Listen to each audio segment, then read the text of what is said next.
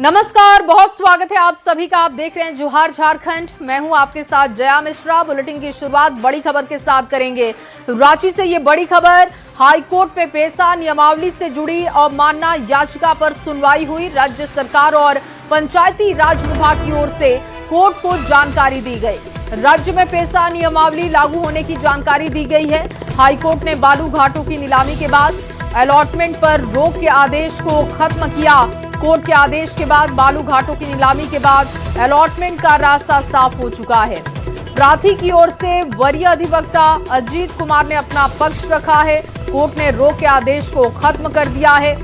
बड़ी जानकारी ये आपको रांची से दे रहे हैं, जहां हाई कोर्ट में पेशा नियमावली को लेकर सुनवाई की गई। वरीय अधिवक्ता अजीत कुमार ने अपना पक्ष रखा और पेशा की अवमानना याचिका पर हाई कोर्ट की तरफ से सुनवाई की गई। सरकार और पंचायती राज ने इस बात की जानकारी दी। बालू घाटों के अलॉटमेंट पर रोक खत्म की जा चुकी है। ये बड़ा फैसला सामने आया है और कोर्ट ने रोक के आदेश को खत्म कर दिया है। ये बड़ा फैसला कोर्ट की तरफ से किया गया, जिसमें हाई कोर्ट में पेशा नियमावली को लेकर सुनवाई की गई और जो रोक थी उसको खत्म किया जा चुका है। और वहीं झारखंड बीजेपी प्रदेश अध्यक्ष पद के लिए आदित्य साहू ने नामांकन किया। केंद्रीय नेतृत्व की सहमति के बाद उनके निर्विरोध चुने जाने की पूरी संभावना जताई जा रही है। देखिए, प्रदेश अध्यक्ष चुनाव के लिए केंद्रीय नेतृत्व की ओर से नियुक्त पर्यवेक्षक और केंद्रीय मंत्री जुएल उरांव नामांकन प्रक्रिया के दौरान मौजूद रहे। वो अध्यक्ष पद के साथ साथ राष्ट्रीय परिषद के सदस्यों के नामांकन की प्रक्रिया भी संपन्न करवाएंगे। यदि किसी अन्य उम्मीदवार का नामांकन नहीं होता है तो चुनाव की आवश्यकता नहीं पड़ेगी और ऐसे में बुधवार को औपचारिक रूप से आदित्य साहू के नाम की घोषणा भी हो जाएगी। प्रदेश अध्यक्ष के रूप में उनके नाम का ऐलान कर दिया जाएगा। निर्विरोध चुने जाने की अब पूरी संभावना भी दिख रही है, क्योंकि आदित्य साहू के अलावा अब तक किसी ने नामांकन नहीं किया है।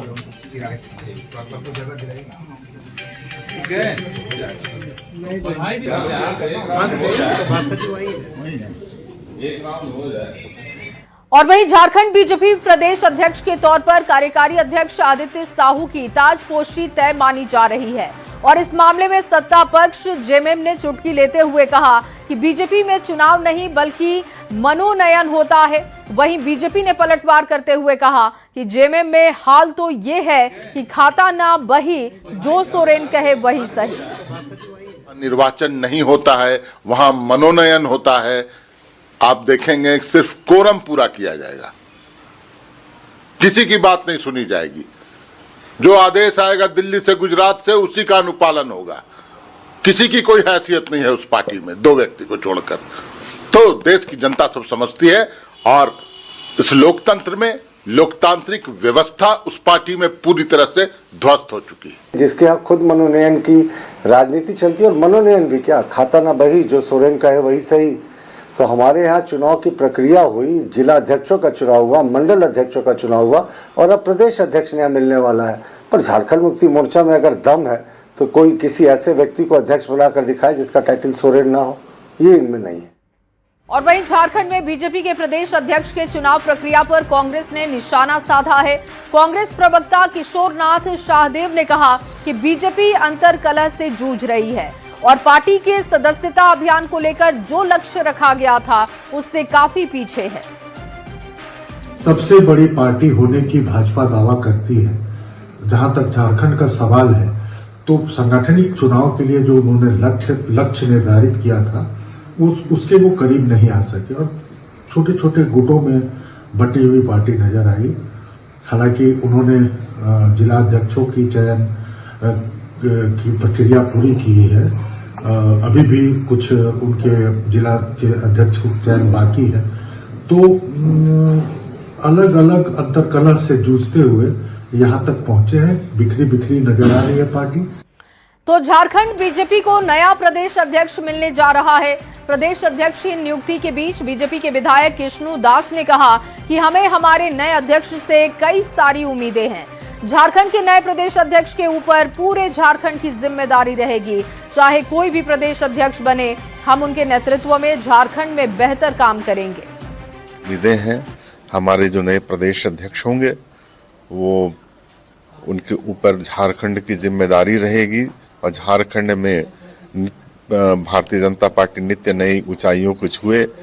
मैं उसके लिए शुभकामनाएं देता हूं और जो भी हमारे प्रदेश अध्यक्ष होंगे उनके नेतृत्व में हम सभी काम करेंगे। और चलिए इस बीच आपके सामने बड़ी खबर रखें, बाबूलाल मरांडी का सरकार पर गंभीर आरोप सामने आ चुका है। घोटाले में भी घोटाले का आरोप लगा दिया है। एसीबी कर रही है शराब घोटाले की जांच। गिरफ्तारी का मकसद रेट तय करना, डील पक्की होने पर रोकी जा रही है चार्जशीट। बड़ी मछलियों को जमानत देना मकसद है। वसूली एजेंट की तरह काम कर रही है एसीबी। एसीबी की जांच की मांग उठा दी गई है। बाबूलाल मरांडी की तरफ से शराब घोटाले की सीबीआई जांच की मांग की गई है। और देखिए, घोटाले में भी घोटाले का आरोप बाबूलाल मरांडी लगा रहे हैं। एसीबी पूरे मामले की जांच कर रही है, जांच पर भी सवाल है। इसके साथ ही सीबीआई इस पूरे मामले की जांच करे, इसकी मांग भी की गई है। और कहा जा रहा है कि बड़ी मछलियों को बचाने के लिए जमानत देने का मकसद इनका दिखाई इसमें देता है। वसूली एजेंट की तरह काम कर रही है एसीबी की टीम, ये गंभीर आरोप बाबूलाल मरांडी की तरफ से। और इसके साथ ही उनका कहना है कि सीबीआई इस पूरे मामले की जांच करनी चाहिए। और रांची से एक और बड़ी खबर आपके सामने रखें। फरवरी में राज्य में होंगे नगर निकाय के चुनाव, ये बड़ी खबर सामने आ रही है। राज्य सरकार के प्रस्ताव को मंजूरी मिली है। राज्यपाल ने प्रस्ताव को मंजूरी दे दी है। जनवरी में जारी हो सकती है अधिसूचना। 10 और 15 फरवरी के बीच निकाय चुनाव संभव बताए जा रहे हैं। एक ही चरण में नगर निकाय के चुनाव होंगे। अधिसूचना के बाद नामांकन स्क्रूटनी की प्रक्रिया होगी। 10 दिन में चुनाव चिन्ह बांट दिए जाएंगे। 13 नगर निकायों का कार्यकाल 2020 में हुआ था खत्म। अब देखिए, चुनाव की संभावना जाहिर की जा रही है। फरवरी में ये संपन्न हो सकते हैं। 10 से 15 फरवरी के बीच में प्रक्रियाएं पूरी की जा सकती हैं। पर चुनाव नहीं कराए जाएंगे, ये फैसला है सरकार का और ऐसा कई एक राज्यों में हुआ है। तो ये जो नगर प्रशासन का या नगर निकाय का चुनाव होने जा रहा है वो दलीय आधार से हटके व्यक्तिगत आधार पर, हाँ इसमें ये बातें जरूर हैं कि दलों से ताल्लुक रखने वाले लोग या जो एक धर्मनिरपेक्ष सोच वाले लोग हैं वो हमारी पार्टी की तरफ से हमारे कार्यकर्ता कई किस्मत आजमाएंगे। देखिए, दलगत आधार पर चुनाव नहीं कराकर झारखंड मुक्ति मोर्चा और उसके सहयोगी दलों ने अपनी हार मान ली है। निकाय चुनाव में इन्होंने एक तरीके से स्वीकार कर लिया कि भारतीय जनता पार्टी और एनडीए के सामने ये कहीं नहीं टिकने वाले हैं। वरना अगर ये राजनीतिक स्तर पे होता चुनाव, दलगत आधार पर चुनाव होता तो स्पष्ट होता किस पार्टी ने कितनी सीटें जीती। लेकिन इससे ये भाग रहे हैं।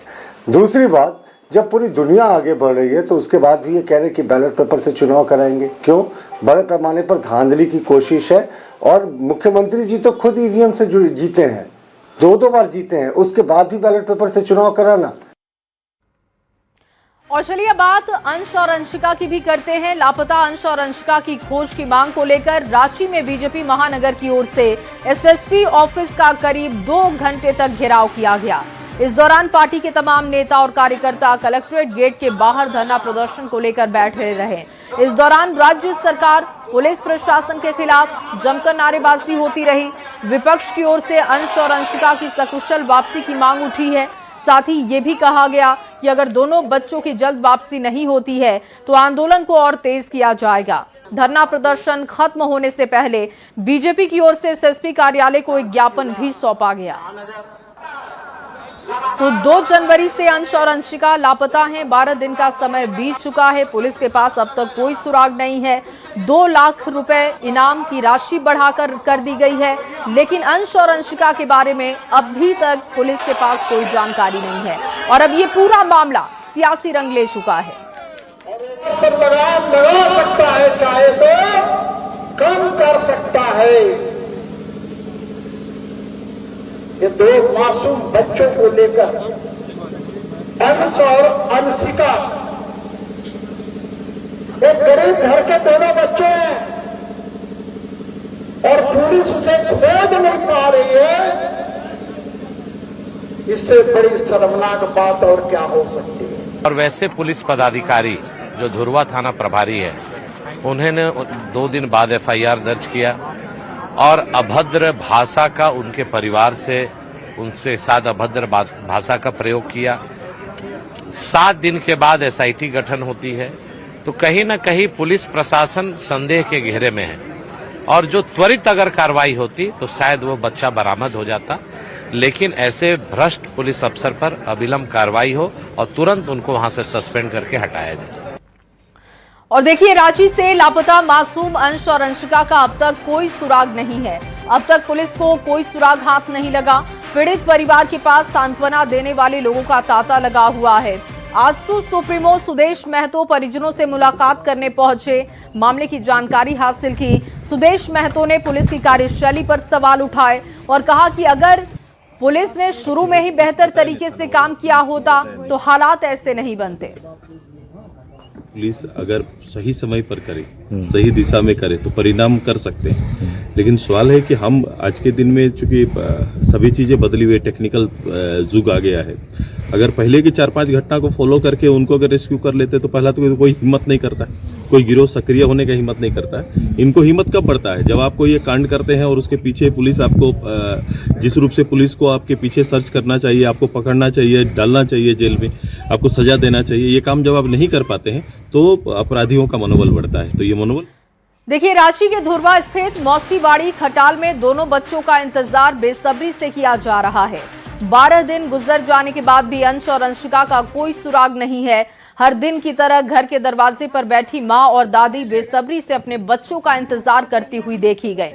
बच्चों की दादी ने कहा कि इनाम की राशि भले कितनी भी बढ़ा दी जाए, हमें सिर्फ अपने बच्चों की वापसी से मतलब है। बच्चों की मां मीतू कुमारी ने बताया कि उन्हें उम्मीद है कि दोनों बच्चे उनके जल्द लौटेंगे। धुरवा स्थित मौसीबाड़ी खटाल से पिछले 12 दिनों से लापता अंश और अंशिका का अब तक पता नहीं चल पाया है। परिवार के लोगों को देख सकते हैं कि किस तरह हर दिन सुबह इसी तरीके से दरवाजे पर बैठकर अपने दोनों बच्चों का इंतजार कर रहे हैं। अभी जो बच्चों का इंतजार घर में हो रहा है, पुलिस ने अब इनाम की राशि भी बढ़ा दी है। अब उम्मीद जगी है कि बच्चे जल्द आ जाएंगे। अब दिने दिने जैसे जैसे बच्चा नहीं मिले तो जैसे जैसे तो उम्मीद होता, जैसे जैसे इनाम बढ़ता कि केनाहू से बच्चा मिल जा तो हतना आमदी के इनाम मिली। अच्छा, जो बात आ रही है कि जो अंश जो है, अंशिका जो है, पास की ही दुकान पे गए थे वहाँ से टॉफ़ी लेने के लिए, तो आप लोगों ने वहाँ जो आप वहाँ पहुँचे, वहाँ दुकान में जो आप लोग वहाँ गए, वहाँ से कुछ जानकारी आप लोग लेने की कोशिश की? जानकारी तो वहाँ से कौन जानकारी देगा? वहाँ से कोई नाम नहीं ले रहा है। जानकारी बच्चा कहाँ गया कोई देखबे नहीं किया। पुलिस प्रशासन की ओर से कोई अभी तक मिलने के लिए आया हो घर पर? नहीं, रातें आए थे लोग, पता नहीं क्या बोले क्या नहीं। जेंट्स लोग से बात हुआ फिर चल गए। बोले कि अभी घर में किसी और तरह की कोई परेशानी? सब पूरा खटाल परेशानी है, पूरा खटाल परेशानी। बच्चा आ जाएगा परेशानी हमके सब दूर हो जाएगा। बच्चा नहीं आएगा तो परेशानी हमने के जी के क्या करेंगे? अपन घर द्वार छोड़ के है जाके हमने के बच्चा गंवा दे तो हमने के का जियल। आप बच्चा की कौन है? बच्चा के दादी है। चेहरे पर दर्द है, नाराजगी है, गुस्सा है। साहब बता रहे हैं कि बच्चे अगर लौट जाते हैं तो तमाम परेशानियां खत्म हो जाएंगी। रांची आए थे इस उम्मीद से कि वास्तव में रांची आएंगे तो 2 पैसों का जुगाड़ होगा, घर बार चलेगा, लेकिन यहाँ आने के करीब 9 महीने के बाद ही ऐसी स्थिति से सामना करना पड़ा। लेकिन कुल मिलाकर उम्मीद बंधी हुई है। पुलिस लगातार एक्शन में है और यहाँ पर जो आम लोग हैं, तमाम रांची इस मुहिम में शामिल है। ये कहीं से अंश और अंशिका का पता चले और जल्द से जल्द बच्चों की घर वापसी सुनिश्चित हो सके। संजय कुमार सिन्हा, न्यूज़ 18, रांची। और चलिए आपके सामने एक और बड़ी खबर रखते हैं। गिरिडीह से ये बड़ी खबर, कार्बन रिसोर्स फैक्ट्री के फर्नेस में ब्लास्ट की जानकारी मिल रही है। गैस रिसाव की चपेट में मजदूर आया, मजदूर गंभीर रूप से घायल बताया जा रहा है और घायल को निजी अस्पताल में भर्ती करवा दिया गया है। घटना के बाद से फैक्ट्री में अफरा तफरी का माहौल दिखाई दिया। मुफस्सिल थाना क्षेत्र का ये मामला है। ब्लास्ट किया, इसी कारण से भाप लग गया। कौन सा फैक्ट्री में? Carbon resource. कितने लोग थे? कितना लोग थे ये लोग? एक ही जन था, ऊपर गया था चार्जिंग कराने।